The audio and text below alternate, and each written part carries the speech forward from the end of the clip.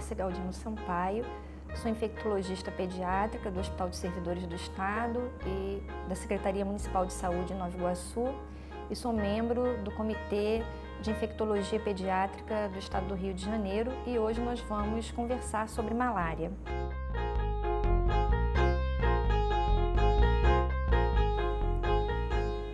Então, por que escolher malária como tema de aula? Já que para muitos deve estar assim, muito distante da prática clínica, né? Devem pensar, não, eu não vou me deparar com pacientes com malária. Malária vem da África ou da Ásia ou da região amazônica. Engana-se redondamente quem pensa dessa forma. Então, a malária ela é um importante problema de saúde pública mundial. Ela ocorre em mais de 90 países, 40% da população mundial está sob risco, sendo 300 a 500 milhões de novos casos por ano, 1 milhão de mortes por ano, sobretudo em menores de 5 anos de idade. Então, representa um risco elevado para viajantes e migrantes. No Brasil, 90% dos casos realmente encontram-se na Amazônia Legal, em 9 estados, Amazônia, Acre, Amapá, Maranhão, Mato Grosso, Pará, Rondônia, Roraima e Tocantins. Entretanto, na região sudeste, né, existem regiões de Mata Atlântica e que têm um mosquito transmissor. Então, são áreas que apresentam pequenos surtos ou microepidemias. Então, a maioria dos profissionais de saúde fora de área de transmissão de malária, raramente pensa em malária diante de um paciente febril, a não ser que haja história de viagem para a área endêmica ou de transmissão de malária. Lembrar que as principais causas de óbitos por malária em qualquer lugar, mesmo em área endêmica, são o retardo do diagnóstico e do tratamento e a desinformação sobre a doença. Então, nós podemos ver nesse gráfico que em 2015 o número de casos já estava em fevereiro, no mês de fevereiro, no Rio de Janeiro, semelhante a todo o ano de 2014. Isso de malária autóctone. O que significa isso? Significa o diagnóstico é realizado na mesma área de transmissão. Significa que não foram casos importados. Significa que foram casos onde em áreas que se tem doente, né, paciente com plasmódio, que se tem vetor, né, que transmite o plasmódio e que se tem o próprio vetor infectado. Então, no sudeste brasileiro, nós temos casos isolados entre visitantes e moradores da região que necessariamente entraram em contato com a Mata Atlântica ou estiveram próximos a ela. Então, a malária autóctone aqui no sudeste brasileiro, em regiões do Rio de Janeiro como Friburgo, como Petrópolis, Teresópolis, Miguel Pereira. Essa malária tem uma peculiaridade. Ela é causada basicamente, na sua maioria, pelo Vivax, pelo Plasmodium vivax. Os doentes não evoluem com uma gravidade e apresentam baixa parasitemia. Então, quando pensar em malária? A malária é uma doença febril aguda.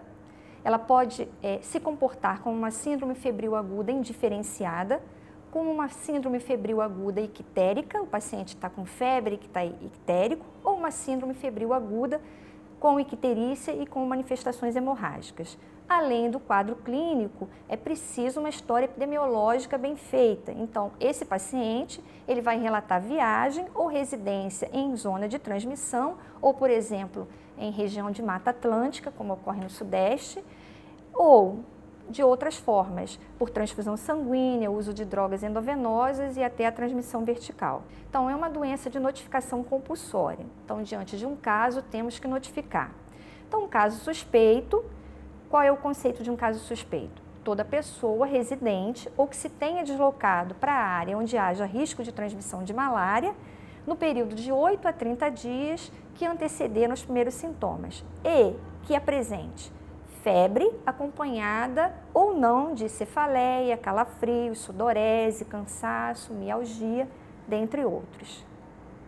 Então, dentre os mosquitos transmissores, nós temos muitas espécies, espécies muito competentes, amplamente disseminadas, por exemplo, o Anopheles aquasalis, ele é habita a região litorânea, ele vive em águas salobras. Então, esses mosquitos, eles evoluem em águas limpas e sombreadas, com atividade maior do entardecer ao amanhecer.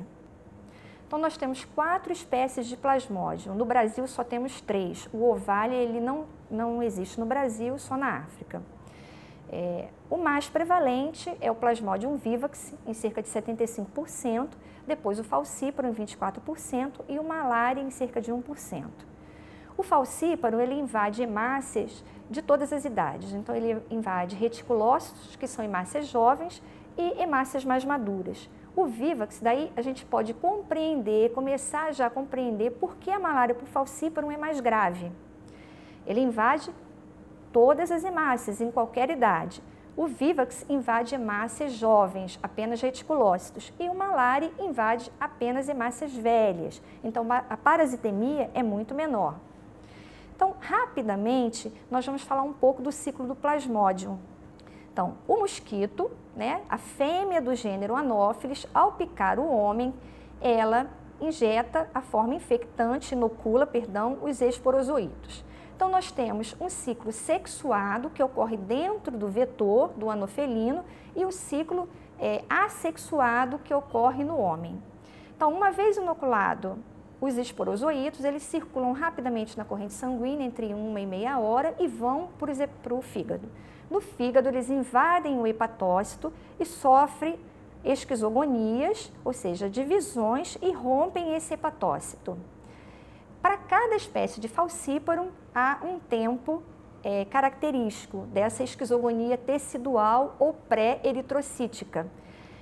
Enquanto esses plasmódios estão se multiplicando no fígado, o paciente não tem clínica, ele experiencia apenas pródromos. Então, ele pode ter uma anorexia, pode ter vômitos, um cansaço, mas ele não vai ter uma clínica exuberante.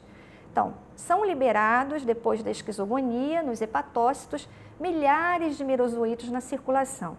Então, para cada espécie de Plasmodium, por exemplo, para o Vivax, são liberados para cada hepatócito rompido 10.000 merozoítos na circulação. Para o Falciparum, cerca de 40.000. Então, a gente já vai entendendo por que a malária por Falciparum é mais grave. Ou seja, invade todos os tipos de hemácia em diferentes evolução na sua idade. A liberação de merozoítos é muito maior, né, dos hepatócitos. Enfim, esses merozoítos, quando eles vão invadir o eritrócito, ele depende de um receptor de superfície do eritrócito. Então, se for para o Falciparum, é preciso ter a glicoforina A como receptor, para ele ser internalizado na hemácia. Se for o Vivax, é preciso o paciente ter o sistema Duff sanguíneo, porque senão ele não é internalizado na hemácia. Esses merozoítos ficam dentro da hemácia, sofrem esquizogonias e liberam mais merozoítos. A partir desse ciclo eritrocítico, o paciente, após a lise dessas hemácias, eles vão experimentar as manifestações clínicas. Uma subpopulação de esporozoítos no fígado evoluem para uma forma dormente, uma forma latente, que se chama hipnozoíta, no Vivax e no Ovalia. Então, se essa forma dormente não for tratada, esse paciente, meses depois, pode apresentar recaídas pelo Vivax. Isso não acontece com Falciparum. Uma subpopulação de merozoítas na corrente sanguínea se diferenciam em gametócitos, machos e fêmeas, que vão infectar o mosquito quando pica esse humano e vão evoluir para o ciclo sexuado dentro do mosquito. Então, a imunidade da malária, ela é estágio, espécie específica e numa mesma espécie cepa específica. O que significa isso? Significa que a resposta imunológica para o hipnozoíto não serve para o merozoíto. Significa que a resposta imunológica para um paciente que teve malária por Falciparum não serve para defender, entre aspas, esse paciente que tiver uma malária por Vivax. E significa que quem teve malária por Falciparum numa região pode não ter imunidade para o Falciparum de uma outra região. Então, o paciente ele é dito semi-imune.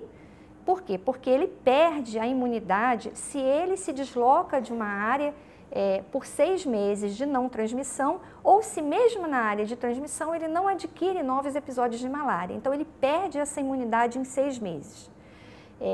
Em áreas de transmissão permanente e estável, que a gente chama de holo ou hiperendêmicas, por exemplo, o recém-nascido ele não é suscetível à infecção, porque a mãe já experienciou vários episódios de malária e transmite, né, pela placenta anticorpos protetores e até mais ou menos um ano, 8 meses, um ano, enquanto durar esses anticorpos protetores, esses bebês não são suscetíveis à malária. A partir daí, de 1 a 5 anos, eles vão experienciar a malária e com um grande impacto clínico nessa faixa etária, tanto é que a mortalidade maior é abaixo de 5 anos, até que com 5 anos, após experienciar vários episódios e não saindo dessa área endêmica, a imunidade é muito semelhante à do adulto e o impacto clínico da malária já não é tão importante. Então, em relação ao quadro clínico, como eu já falei, é caracterizado por febre alta, calafrio, sudorese profusa, cefaleia e astenia. O paciente, naquela fase em que está ocorrendo replicação hepática, ele ainda não tem clínica, ele tem pródromos, né, de náusea, vômitos, fadiga, e a clínica clássica é a presença dos paroxismos febris, ou seja, o que é isso? Se o paciente é um paciente que não é imune, geralmente ele, nesse ciclo eritrocitário, com a ruptura das hemácias, a lise das hemácias, se essa ruptura fosse sincrônica, esses pacientes vão ter febre elevada, vão ter tremores, calafrios, esses episódios podem durar de 2 a 6 horas, o paciente apresenta depois uma sudorese profusa e esses episódios de paroxismo, eles vão, à medida que o sistema imunológico vai respondendo, vai diminuindo até cessar. Mas a febre, essa febre paroxística, né, intermitente, que ela tem, depende da espécie do plasmódio, por exemplo, para o falciparum e para o vivax é a cada 48 horas e para o malária a cada 72 horas, pode não existir, pode ser uma febre contínua. Então, dentro do diagnóstico diferencial, é preciso pensar em dengue, porque nós temos mosquitos transmissores e a doença está amplamente disseminada. Em febre amarela, às vezes a área endêmica é a mesma da malária e da febre amarela. Em febre tifoide, meningoencefalite, se esse paciente tiver manifestações neurológicas, e em leptospirose, dentre outras. Então, a malária ela pode se apresentar de forma grave ou sem sinais de gravidade. Então, geralmente, a malária grave, ela é provocada pelo falciparum. Então, o paciente que nunca teve malária, é um paciente não imune, se ele tem malária por falciparum, de antemão eu tenho que encarar aquele paciente como uma potencial evolução para a gravidade, mesmo que ele inicialmente não tenha fatores de gravidade. Isso porque a gente já viu o Plasmodium falciparum parasita todas as hemácias, ele libera um maior número de merozoítas hepáticos, a parasitemia é muito mais alta, além do que a esquizogonia que ocorre no sangue eritrocitária ocorre em capilares profundos. E o que acontece? Se ocorre em capilares profundos, obstrução ao fluxo sanguíneo para os órgãos, isso é muito mais importante, falta de oxigenação, acidose metabólica, então esse paciente pode evoluir com comprometimento de órgãos e sistemas muito mais rapidamente do que com outras espécies de Plasmodium. Então, de acordo com a Organização Mundial de Saúde, as manifestações de gravidade são, então, aquele paciente que apresenta alteração de consciência, ou ele está prostrado, ou ele está irritado, que apresenta convulsão, ou que está hipotenso, ou que está evoluindo para choque, oligúria, manifestações hemorrágicas ou alteração respiratória como dispneia ou hiperventilação, pacientes ictéricos ou que apresentem hiperpirexia, ou seja, uma febre acima de 40 graus. Em relação ao laboratório, é preciso observar se esse paciente, principalmente pediátrico, está fazendo anemia grave. Então, a anemia grave é definida com hemoglobina menor que 5 gramas por decilitro ou hematócrito menor que 15. Se está hipoglicêmico, com a glicemia menor que 40, se ele tem acidose metabólica, bicarbonato menor que 15, se o lactato está aumentado acima de 5, se tem hiperparasitemia acima de 200 mil parasitas e se ele evolui para insuficiência renal.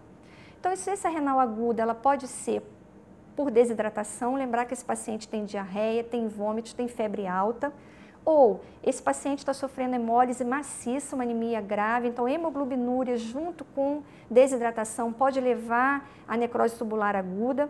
Esse paciente pode evoluir, tem que ter cuidado com a hidratação ou reposição volêmica desse paciente pode evoluir para edema agudo de pulmão. Lembrar que existe um aumento da permeabilidade vascular pulmonar. Esse paciente pode evoluir para hipoglicemia. A própria infecção provoca distúrbios no metabolismo da glicemia, da glicose. Eles apresentam alguma disfunção hepática e geralmente evoluem com febre alta. Em relação à hemólise, ou seja, a anemia grave, ela é multifatorial. Ela não é só por hemólise, porque já se observou que mesmo hemácias não parasitadas, elas hemolizam. Então, existem fenômenos imunomediados, esse baço geralmente está aumentado, então o paciente tem hepatosplenomegalia, esse sistema retículo endotelial está fazendo fagocitose dessas hemácias alteradas, enfim, aí existe uma hipofunção medular também, então a gênese da anemia nesses pacientes ela é realmente multifatorial. Então, como se faz o diagnóstico da malária? Então, para o tratamento, é importantíssimo distinguir as espécies de Plasmodium, porque não é o mesmo tratamento. Então, hoje, o padrão ouro, existem outras técnicas, mas ainda é a técnica microscópica, de detecção do parasita em microscópio. Então, nós vamos fazer uma lâmina de sangue periférico, que seja a distensão do sangue periférico ou a gota espessa. A gota espessa, como ela concentra um volume de sangue muito maior, ela é mais rápida, o diagnóstico, você vai detectar o Plasmodium, mas ela tem uma sensibilidade pequena para você diferenciar as espécies de Plasmodium. Porque quando você faz a gota espessa, você elisa a hemácia e você altera a morfologia do parasita. Então, você não consegue visualizar bem que espécie mas você consegue saber que o paciente está infectado pelo Plasmodium.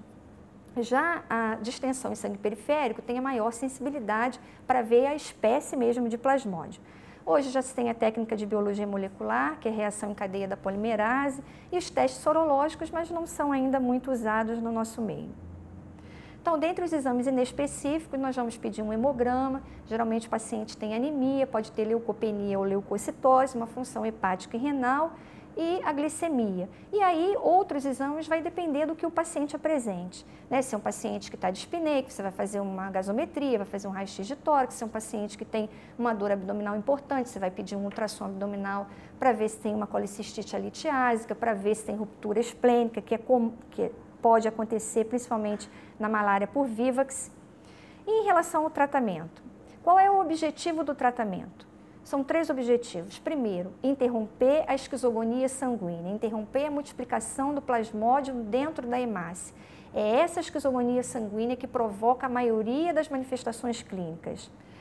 Destruir as formas latentes do parasita no ciclo tecidual, ou seja, Vivax e Ovale, que desenvolvem os hipnozoítos, que se você não tratar, evolutivamente esse paciente vai apresentar recaída.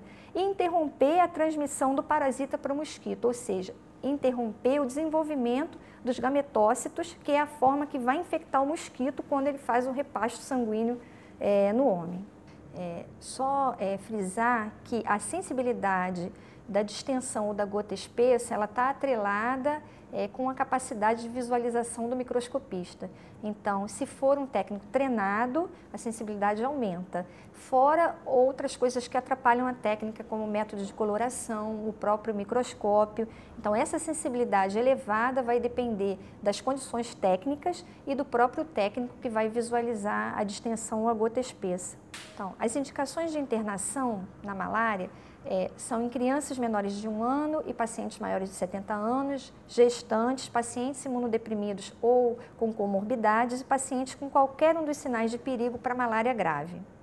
Então, em relação ao tratamento da malária, todos esses medicamentos que nós vamos citar, com exceção da doxiciclina e da clindamicina, são esquizonticidas eritrocitários de ação muito rápida e, na verdade, nós temos que distinguir primeiro a espécie de Plasmodium para indicar o tratamento. Então, para o Vivax e para o Ovale, o que é utilizado é a cloroquina por 3 dias e a primaquina por 7 dias. A primaquina basicamente para pegar os hipnozoítas hepáticos, para evitar que haja recaída. Em gestantes e crianças menores de 6 meses, não se pode usar a primaquina, então elas recebem apenas a cloroquina. Se houver recaída, a gente estende o tratamento da cloroquina por 12 semanas. Para o Plasmodium malariae, como não tem hipnozoítas hepáticos, basta fazer a cloroquina por 3 dias, isso em pacientes não complicados. Para o falciparum, em pacientes também que não apresentam malária complicada, a primeira escolha são os derivados da artemisia, que é uma planta que já é cultivada há mais de 2.000 anos na China. Então, é o arteméter mais a lumefantrina por 3 dias e a primaquina no primeiro dia. A primaquina, ela é interessante porque ela age nos gametócitos, impedindo que o mosquito se infecte. Ou o artesunato mais a mefloquina também por 3 dias, por via oral, e também a primaquina no primeiro dia para atingir o gametócito. A segunda escolha do falciparum é a quinina por 3 dias, mais doxiciclina por 5 dias e a primaquina também para atingir os gametócitos no 6º dia. Se a paciente está grávida no primeiro trimestre, em menores de 6 meses, nós não podemos usar os derivados da artemisia, então nós vamos usar a quinina mais clindamicina. Se a gravidez é após o primeiro trimestre, pode usar derivados da artemisia, como arteméter mais lumefantrina ou artesunato mais mefloquina.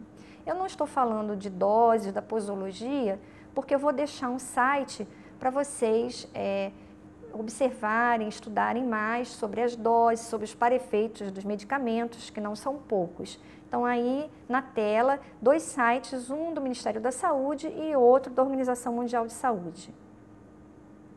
Então, em relação à malária grave e complicada, nós precisamos fazer medicamentos venosos, né, e que tenham um poder de diminuir a parasitemia muito rápida. Então, a gente está falando dos derivados da artemisia, que são potentes esquizonticidas eritrocitários de ação muito rápida, diminui a parasitemia em horas. Então, é o artesunato venoso por 6 dias com a clindamicina venosa. Tanto a clindamicina quanto a doxiciclina nunca poderão ser feitas isoladamente, porque são esquizonticidas mais lentos. Em crianças menores de 6 meses e gestantes no primeiro trimestre, como não podem usar os derivados da artemisia, fazer quinina venoso por 7 dias e clindamicina venosa também por 7 dias, quinina mais clindamicina. Para os pacientes que vão usar a primaquina, seja para os hipnozoítos do Vivax e do Ovale, seja para o gametócito do falciparum, nós temos que ter um cuidado e, idealmente, solicitar a pesquisa da atividade da enzima chamada glicose 6-fosfato desidrogenase. Porque se o paciente tem uma deficiência grave, ele pode fazer uma hemólise importante. Então, primeiro, antes de usar a primaquina, deve-se fazer a pesquisa dessa enzima. Então, a malária grave, ela tem uma letalidade acima, aliás, de 10%. Então, qual seria a evolução para um paciente tratado com Plasmodium vivax, malária e Ovale? Geralmente eles ficam apiréticos e com lâminas de controle negativas, ou seja, de distensão e de sangue de gota espessa em 2 dias. Para o falciparum, a parasitemia começa a reduzir em 48 horas e as lâminas negativas em 4 a 5 dias. Então, eu vou deixar em relação à profilaxia um outro site, que é Guia para Profissionais de Saúde sobre prevenção da malária em viajantes. Então, as medidas de proteção contra picadas de mosquito devem ser recomendadas a todos os viajantes com destino a áreas de risco para malária. Então, é preciso saber, né, informar qual é a maior atividade dos mosquitos vetores da malária. Então, já falei, do entardecer ao amanhecer. Sugerir o uso de roupas claras e com manga longa durante as atividades, uso de medidas de barreira, então telas protetoras nas janelas, nas portas, uso de mosquiteiros impregnados com peretróide, por exemplo, uso de repelente. Então, para a prevenção, para você estimar o risco dessa pessoa que vai para uma área de transmissão de malária, é importante, primeiro, saber o itinerário da viagem. Então, saber para onde ele vai e se é uma área realmente de transmissão. O objetivo da viagem, ele vai a trabalho, ele vai a passeio, ele vai se expor nos momentos de maior risco, ou seja, de maior atividade do mosquito, as condições de acomodação, se ele vai ficar numa casa protegida ou se ele vai dormir ao relento, né, em ar ambiente, a duração da viagem, se a duração é maior do que o período de incubação da própria doença, a época do ano, se ele vai numa época em que chove muito, onde a proliferação dos mosquitos aumenta, a altitude do destino, se é áreas em que tem até 1000 metros de altitude, onde se tem mais mosquitos, e o acesso ao sistema de saúde. É importante saber, se ele ficar doente, para onde ele vai e quanto tempo vai demorar, né, da cidade onde ele está até chegar a um recurso médico. Isso demora mais de 24 horas, enfim. Todos esses fatores, né, estimam o risco desse paciente que vai para uma área de transmissão de malária. Então, a quimioprofilaxia, ela não deve ser sempre indicada. Então, eu vou para a área de malária, eu quero tomar a medicação. Não, não deve ser sempre indicada, o uso é restrito, porque todas essas drogas têm para-efeitos. Então, ela deve ser indicada quando o risco de doença grave ou morte por malária, por falciparum, for superior ao risco de eventos adversos graves relacionados às drogas usadas. No Brasil, a maior prevalência é do Vivax. Os medicamentos usados para quimioprofilaxia não atuam nem em esporozoítas nem em pinozoítas, então a eficácia da quimioprofilaxia para o Vivax é pequena, enfim, quase nenhuma. Então, é preciso realmente ter uma boa indicação da quimioprofilaxia. Para terminar, é importante, diante de um paciente com uma síndrome febril aguda, sem outros diagnósticos, uma história epidemiológica minuciosa. Então, há pouco tempo, nós tivemos um caso de uma menina que veio de uma região da África para visitar o Brasil. Essa criança permaneceu com idas e vindas às emergências do Rio de Janeiro por mais de 15 dias. Com 10 dias dela estar aqui no Brasil, ela começou a apresentar febre, uma febre elevada, e foram feitos diversos diagnósticos durante esses 15 dias, né, nas emergências, como infecção urinária, atentar que a malária pode dar piúria, então, de sinusite, de pneumonia, com o uso de vários antimicrobianos sem melhora. Então, um único profissional, após 15 dias, perguntou: da onde você veio? E ela disse: de um país da África, pode ser malária. E o diagnóstico foi feito a partir dessa indagação. Então, é preciso que a gente esteja atento, né, à história epidemiológica, porque vai te dar pistas, né, do que o paciente possa ter. Então, é importante também um exame clínico minucioso, né? Então, é ou uma síndrome febril aguda indiferenciada, ou o paciente tem febre e icterícia, ou ele tem febre, icterícia e manifestações hemorrágicas. E lembrar que a principal causa de óbito na malária não é a questão de falta de medicamentos, e sim o retardo do diagnóstico e o início precoce do tratamento. Bem, terminamos assim a aula de malária e eu gostaria de sugerir a aula de dengue, da febre chikungunya, que será posteriormente disponibilizada para vocês.